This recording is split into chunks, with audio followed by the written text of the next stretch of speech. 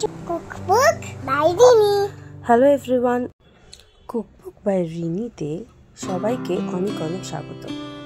আজকে আমি আপনাদের সাথে একটা classic American breakfast eggs Benedict share করছি। এটা একটা অত্যন্ত লোভনীয় এবং সহজ রান্না।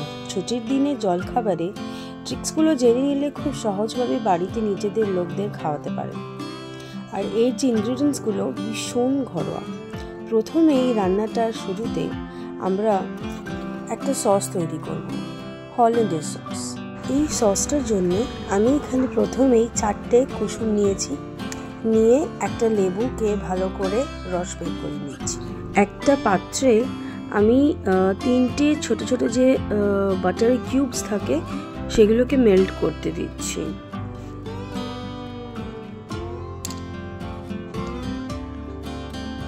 এরপরে আমি যে ডিমের কুসুমগুলো সেগুলোকে ভালো করে হুইস্ক করছি।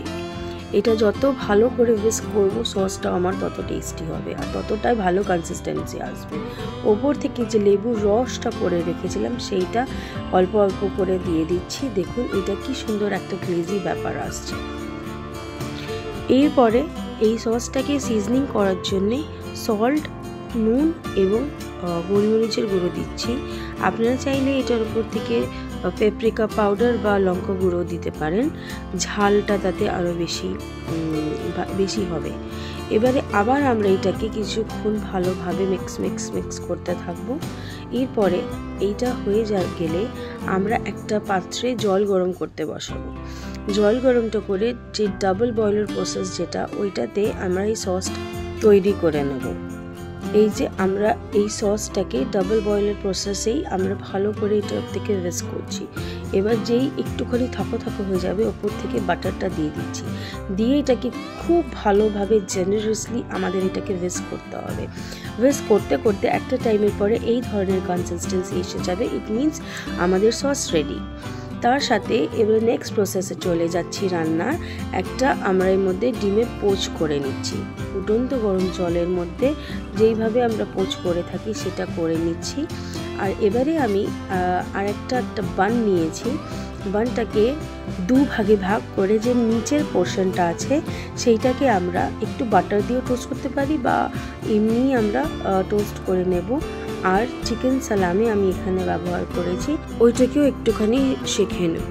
বাস আমাদের সব রান্না রেডি। এরপরে প্লেটিংয়ের ব্যাপার।